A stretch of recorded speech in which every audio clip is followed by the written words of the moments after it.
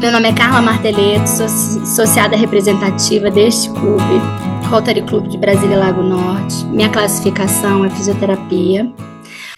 Bom, essa palestra que eu preparei para vocês, da Clínica Versalhes, onde eu atendo fisioterapia pélvica, ela não é, embora o tema seja saúde íntima feminina, autocuidado e qualidade de vida, a fisioterapia pélvica, ela abrange tanto crianças quanto adultos, ou tanto crianças quanto homens. E para a gente começar a falar sobre fisioterapia pélvica, né? O que é a fisioterapia pélvica? O que a gente trata? O nome já diz, a pelve, a nossa pelve, a bacia. O que é essa bacia? Que estrutura é essa? É a estrutura que está abaixo da coluna, carrega todo o peso da coluna vertebral. E ela é formada por ossos, músculos, ligamentos, tem nervos, e muito inervado aqui dentro. E aí você me pergunta, tá, mas e a pelve, a bacia? O que eu com isso, né? Porque a gente está acostumado a molhar, a preparar o corpo como um todo. E nem a gente esquece da pelve. Só que a pelve, a gente tem uma estrutura, que é a que eu estava falando, que fica embaixo. Ela funciona, ela é um assoalho, igual o carro. O carro não tem um assoalho? A gente só lembra do carro ali, todo mundo coloca o pé, mas não lembra dessa questão do assoalho do carro. Então, o assoalho pélvico é a parte inferior dessa pelve. Ela funciona como uma rede. Imagina, qual a função que essa pelve tem? Qual a importância desse assoalho pélvico, que funciona como uma rede? Ele auxilia na sustentação dos órgãos pélvicos, bexiga, útero, intestino, os abdominais, as vísceras todas, né, que estão aqui na região do peritônio. Permite esvaziamento intestinal e vesical, a continência urinária, a continência fecal. Que mais? Auxilia na relação sexual, auxilia no parto. Então, veja bem, não é uma região que não trabalha, pelo contrário, ela está o tempo todo sendo colocada à prova. E como a gente pode notar, assim, o que acontece no nosso dia a dia, questões do nosso dia a dia que impactam nessa saúde, que começam a trazer para a gente alguns sinais que algo não está legal, tem algo que precisa ser olhado com mais cuidado. Quando nós começamos a ter escapes de xixi, dor nas relações sexuais, escape de gases. Ah, não, mas eu escutei quando criança que minha mãe, minha avó falava, não solta gás. Pode soltar gases, não segura gases. Não, tudo bem. Tudo bem eu conseguir segurar, mas você nunca conseguiu segurar. Você perde porque você não consegue segurar. Sensação de peso embaixo do umbigo, aqui na região, entre o umbigo e a região genital. Uma questão de como se tivesse uma pressão, um peso mesmo ali, fazendo força. Noctúria, você acorda muitas vezes à noite para fazer xixi? Ah, eu acordo, mas eu acho que isso é super normal. Não, isso não é normal. À noite, o nosso corpo foi feito para dormir. O fígado, ele solta algumas enzimas no momento quando o corpo entra em movimento basal. O movimento basal é aquele movimento tranquilo, que eu não estou fazendo nenhum esforço, só o movimento próprio do corpo fisiológico de uma respiração circular, circulação sanguínea, força ao evacuar. Não, eu vou evacuar, eu preciso fazer aquela força. Por que você precisa fazer força? Não se faz força para evacuar. Será? Esses são os sinais clássicos que tem alguma coisa, tem algum probleminha, alguma alteração. Sensação de esvaziamento completo quando eu faço xixi ou quando eu faço cocô. Uma necessidade de manobras manuais para evacuar. Eu não consigo liberar todas as fezes, então eu preciso, às vezes, introduzir o dedo e tirar. Ah, é raro, mas acontece. Não, isso não é legal. Isso não deveria estar acontecendo. Dor gênito-pélvica. O que que é? Não é dor na relação, mas é uma dor ou na região penial, na região vulva, que é essa região aqui inferior. Acho que tem outra peça que melhor. Ah, passa um vestido, o tecido encosta na região e eu sinto dores. Algo tem. Uso contínuo de laxantes, episódios de constipação, de diarreia. Porque, veja bem, fisiologicamente, o nosso corpo, do momento que nós ingerimos um alimento e até esse alimento, a parte do alimento que não é absorvida no nosso corpo, ela é excluída, ela é eliminada do corpo. Fisiologicamente, nós temos até 72 horas para esse alimento percorrer todo o trato intestinal. Até. Mais do que isso, precisa olhar. Não é saudável ficar mais de 5 dias sem evacuar. Mínimo, até 12 horas. 12 horas é o tempo que você, eu comi alguma coisa e evacuei. Mas meu foi antes, foi 2, 3 horas. Aquele alimento que você ingeriu, não, foi um outro. Se foi aquele alimento que você ingeriu, alguma desbiose tem, alguma disfunção intestinal tem aí. Uma síndrome do intestino irritável, uma alergia, algo tem. Entendeu? Então é de 12 a 72 horas. Desbiose é essa alteração que nós temos, ou uma diarreia ou uma constipação, é um desarranjo que dá no intestino. E aí, esses sintomas, eles são sugestivos para, não todo, sim, eu trouxe um passando de tudo, mas a gente elenca em cinco tipos de disfunções do assoalho pélvico. Incontinência urinária, seja por esforço ou por urgência. Esforço é aquela, se eu espirro, se eu tuço, eu perco o xixi. Por urgência, eu não posso escutar a torneira aberta, porque eu já fico assim desesperado para ir ao banheiro. Ou às vezes não dá tempo de eu abrir a porta e acabo pingando um pouquinho. À noite, eu me mexo na cama, pingo um pouquinho, ou se eu vou levantar. Isso é incontinência urinária por urgência. Prolapsos. Prolapsos é quando o órgão ele sai pelo canal. Ou nós, mulheres, temos 3 canais, 3 orifícios: o vaginal, o uretral, o vaginal e o anal. Os homens, 2, o uretral e o anal. Prolapso é quando os órgãos, ou ele sai pelo canal vaginal, o ovário, a bexiga, o reto acontece, ou pelo reto acontece do reto sair pelo esfíncter anal. Essa situação, a gente pensa, que coisa, né? Nunca ouvi, era as antigas cirurgias de períneo. Não que hoje não tenha, hoje não é mais mandatório, primeiro linha de tratamento, cirurgia de períneo. Outros tratamentos são feitos antes. Mas eu me lembro na época das minhas avós, elas operavam de períneo, até porque, né, 12 filhos, haja o peso ali o peso nesse assoalho pélvico.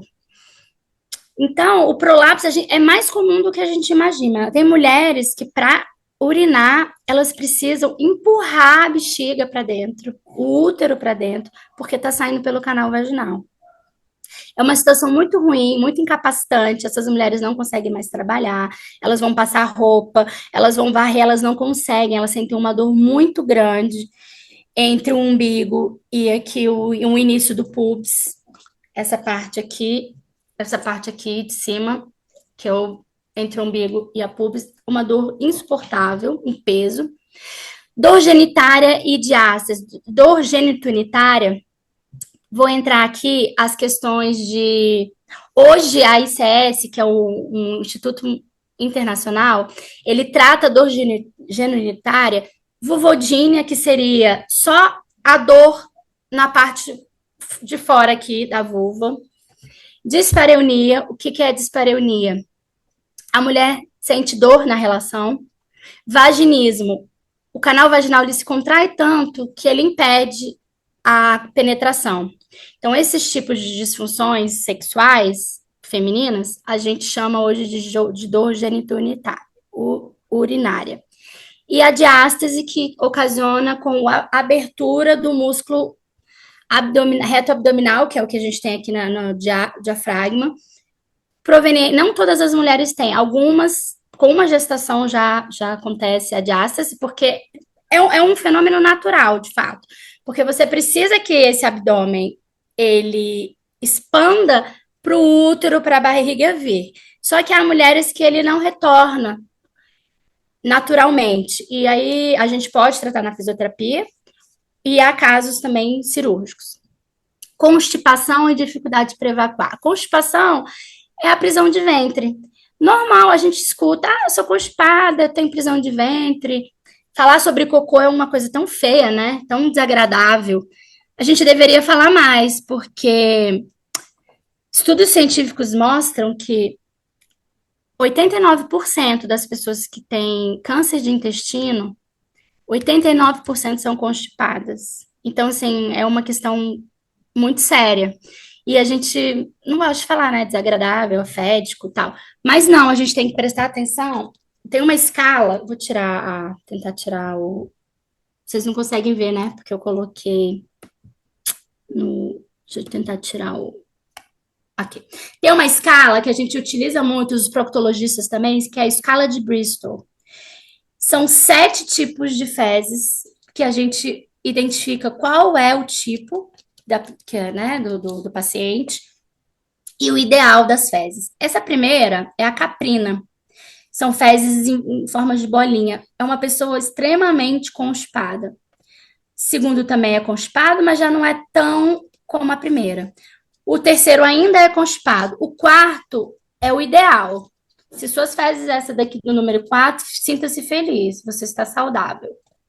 Não que você não esteja saudável aqui, mas tem constipação e precisa cuidar. Aumentar a ingesta d'água, rever a alimentação.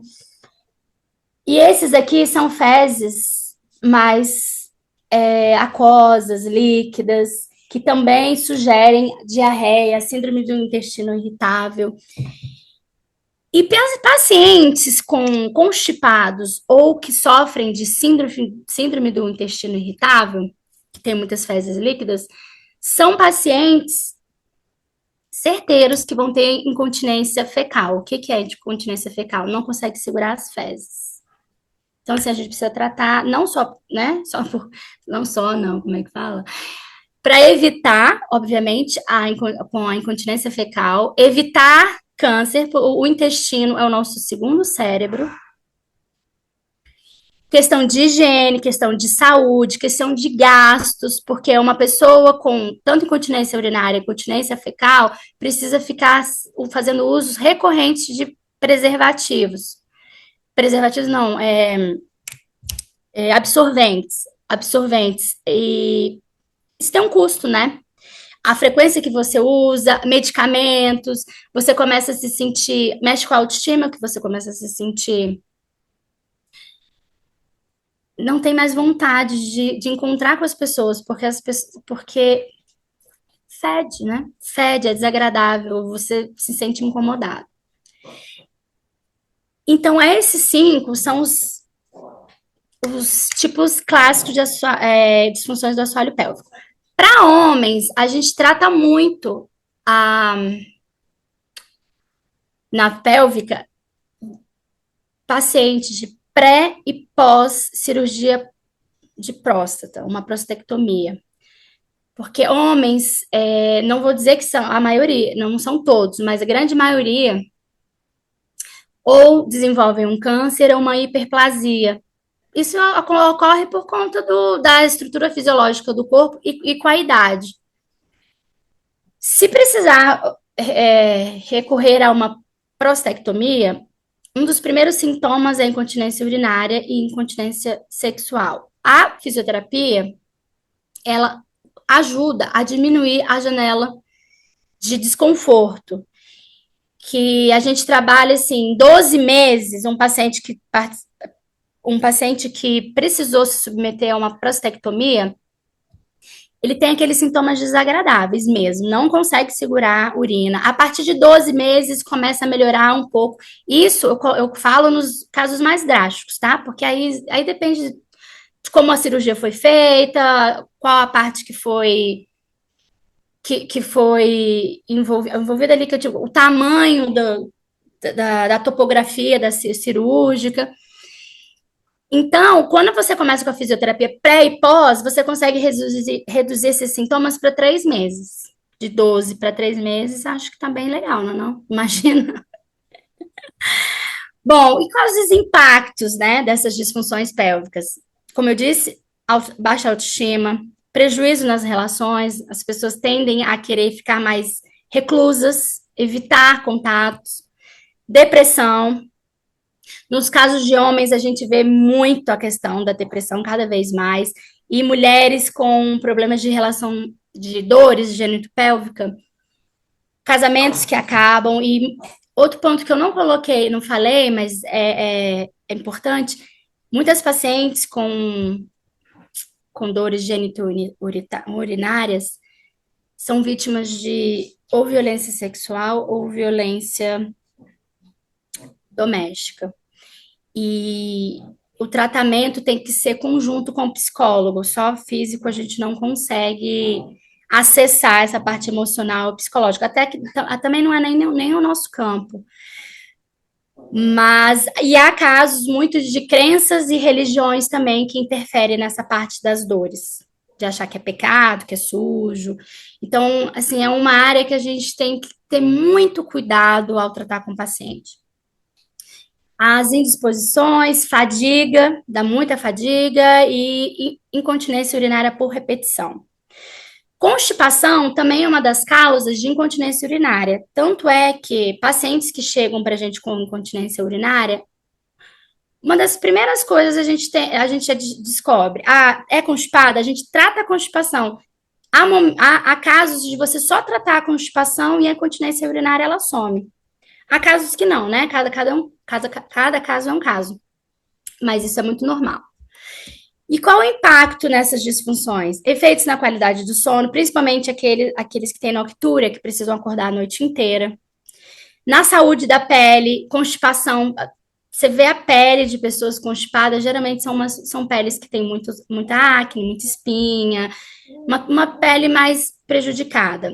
Impacto no sistema imunológico, porque você não está conseguindo eliminar essas toxinas do corpo.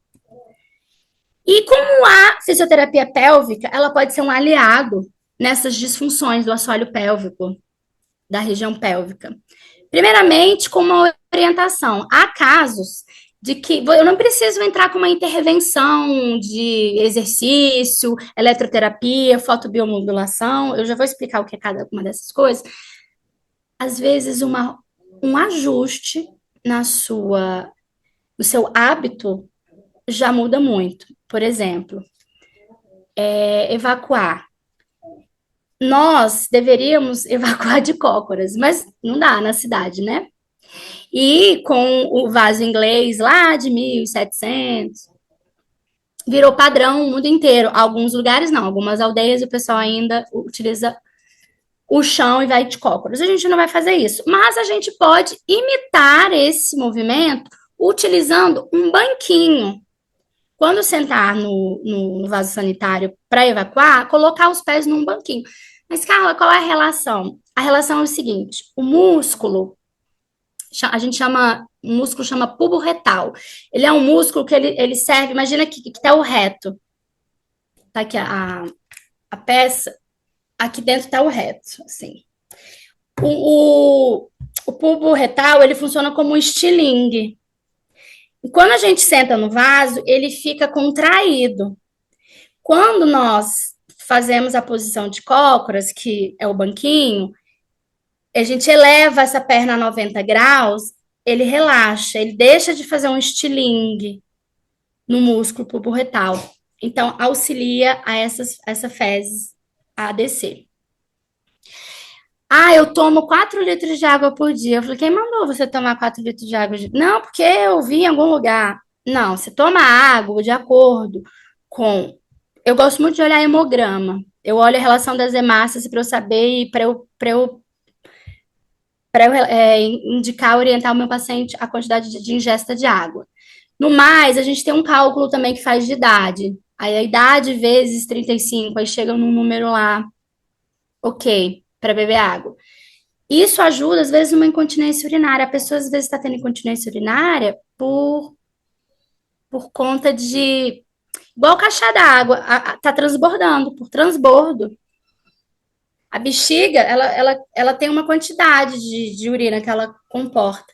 Só que essa ela tá tendo além da quantidade dela e por hábito também, a pessoa costuma segurar muito o xixi. Então, o ideal, a gente vai indo nessas questões de orientação. O que pode ser feito no dia a dia? Ingesta de água. Por exemplo, quem é constipado, aumentar um pouco mais a ingesta de água, faz o cálculo da ingesta, vem a ingesta de água, tipos de alimento, evitar alimentos mais secos, a posição para evacuar, xixi, não expulsar o xixi de uma vez.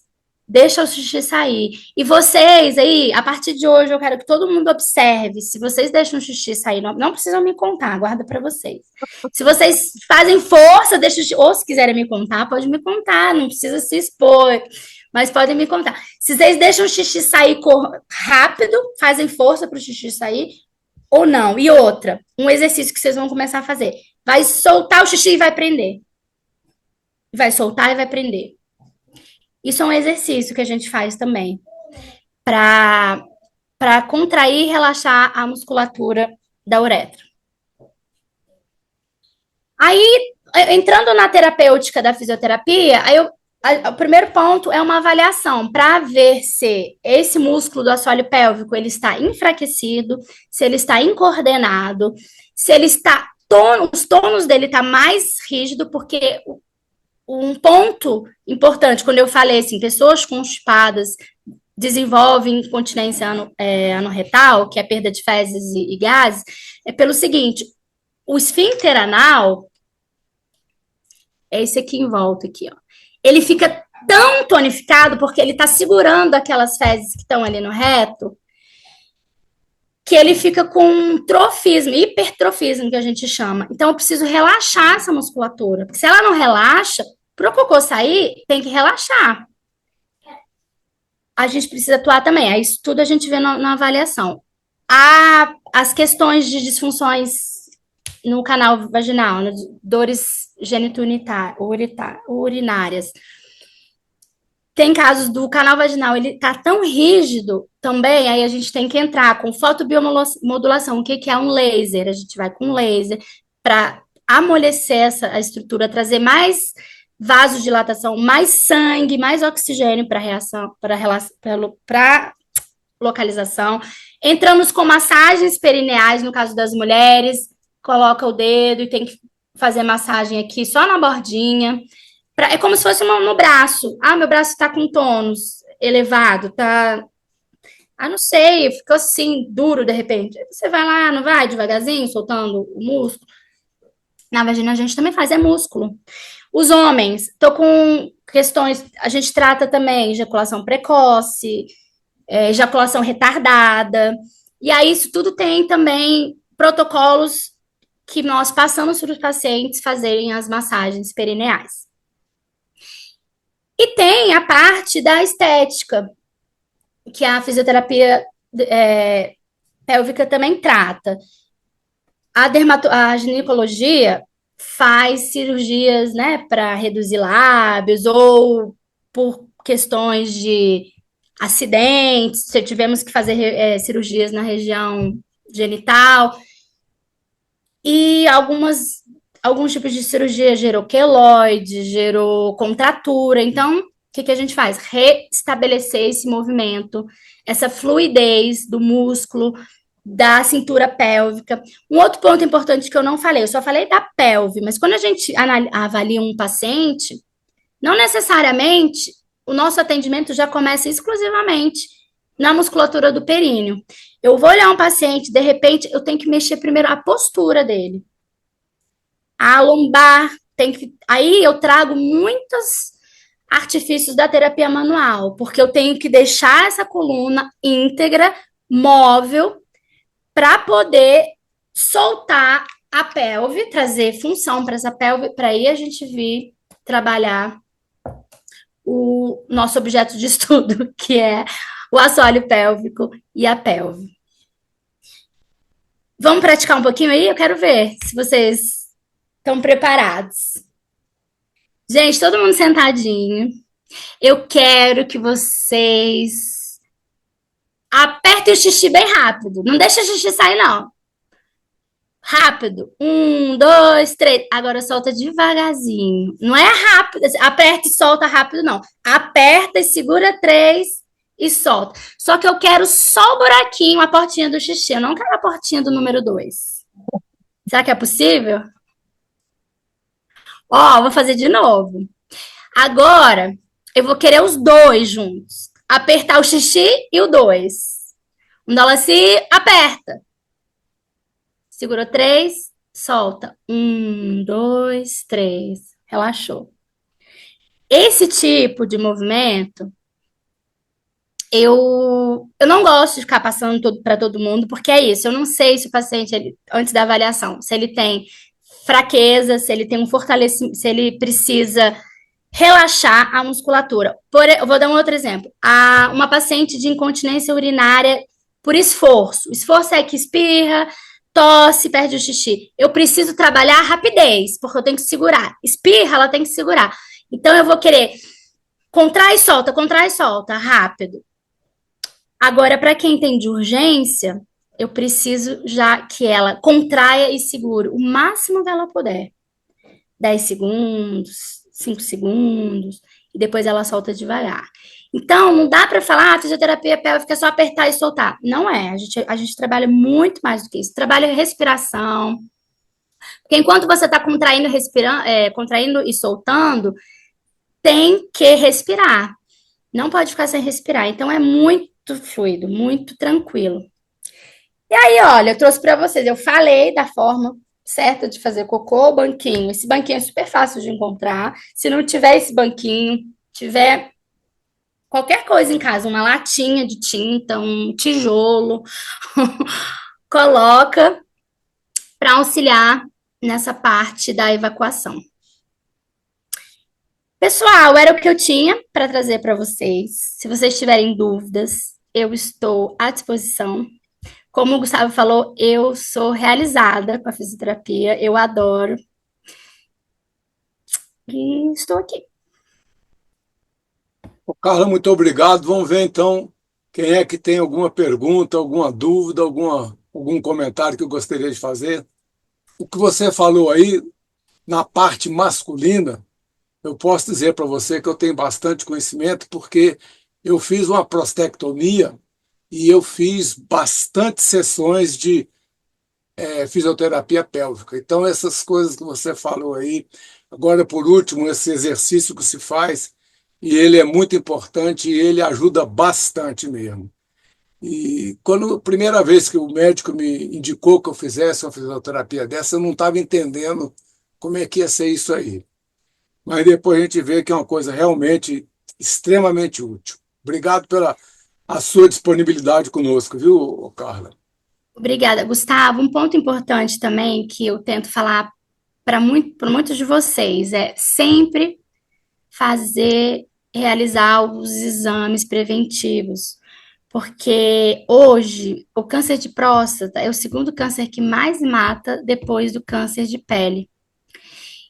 E o exame é simples, é um toque, mas ele é o padrão ouro ainda, sabe? E se descobrir muito no princípio, claro que, igual eu falei, tem o câncer e tem a hiperplasia. O câncer, se descobrir nos exames preventivos, é tão tranquilo de tratar. Ok, vai ter que fazer, né? Fazer uma prostatectomia. Vamos fazer, dá para reabilitar. Você não comentou, mas assim, a gente utiliza também na fisioterapia da prostatectomia eletroterapia, vai sim levar um choquezinho ali, porque tem que estimular a contração. A gente vai tratar, porque assim, diferente, por mais que sejam os mesmos músculos femininos e masculinos, por conta da especificidade dos nossos órgãos, da diferença, E, por exemplo, a uretra, por que que dá essa disfunção? Porque a uretra, ela passa por dentro da próstata, né? É como se fosse uma maçã e passa um fio. Para fazer a prostatectomia, tem que cortar a uretra. E depois você vai ter que fazer uma secção Emenda. ali, vai ter que costurar. É nervo. Então, realmente, até o nervo ter a neuroplasticidade, então, por isso que a gente entra com a fisioterapia bastante, e eu brinquei agora com essa questão do aperte, solta. Nós, mulheres, até já fazemos mais, até pela nossa pela estrutura do nosso corpo. Vocês não têm esse hábito de aperte, solta, aperte, solta. E por conta da perda da próstata, porque a próstata que faz isso, vocês precisam aprender a fazer esses movimentos. Então, por que que a gente recomenda fisioterapia prévia? Porque quando você sai do centro cirúrgico, você já sabe esses movimentos. Você não vai reaprender depois. Depois você vai fortalecer os movimentos, mas você não vai precisar aprender esse tipo de contração. Bom, desculpa, era isso, Natália? Natália, só um minutinho, que eu vou só fazer um comentário aqui, aí você passa a palavra. Mas o meu caso, cara, eu toda a vida acompanhei e fazia sempre os exames. Eu fui no exame no médico, ele me liberou para o ano seguinte eu voltar. Se eu não comentasse com ele uma questão de imagem, e ele me solicitou que eu fizesse uma ressonância magnética, aí eu descobri, bem no comecinho mesmo, eu já resolvi não dormir com inimigo. Aí foi tranquilo. Olha aí, coisa Natália, boa. obrigado. Natália, palavra sua, por favor, Natália. Ô, Carla, deixa eu te perguntar, Oi, esse banquinho que usa no vaso, vaso. né, esse pedacinho do vaso, ele tem uma altura certa? Ou pode, por exemplo, eu não tenho um banquinho, mas eu usava o fardinho do papel higiênico. Aí quando eu abri ele, comecei a usar a lixeirinha, aquela lixeirinha menorzinha que é de inox, sabe? Só para ter É a essa mesma posição. altura, quase. O banquinho é um pouquinho menor. É o que? Ele dá uns 20 centímetros. 20, né? Ah, então tá, É, não tá oculto. Eu queria só saber isso. Obrigada, porque eu já uso, nada. mas é muito legal. Ótimo, olha aí. Agora controla o xixi todo mundo, hein? Pode deixar. Não É faz isso força aí. para urinar, não. É isso aí, cara. Muito obrigado mesmo, viu? Obrigada. Eu só quero parabenizar a Carla aí, porque apesar do tabu do assunto, que a gente só toca nesse assunto e só corre atrás quando a gente precisa. E quando a gente procura conhecer o assunto, é que a gente sabe que isso acontece com a idade, com a questão de hábitos, né, Carla? Com a questão da gente não saber se cuidar. Por exemplo, quando eu falo a gente, por exemplo, eu já vi muita colega, mulher, dizendo, porque eu só vou fazer xixi na hora que eu não estou aguentando mais. Aí, isso não é bom.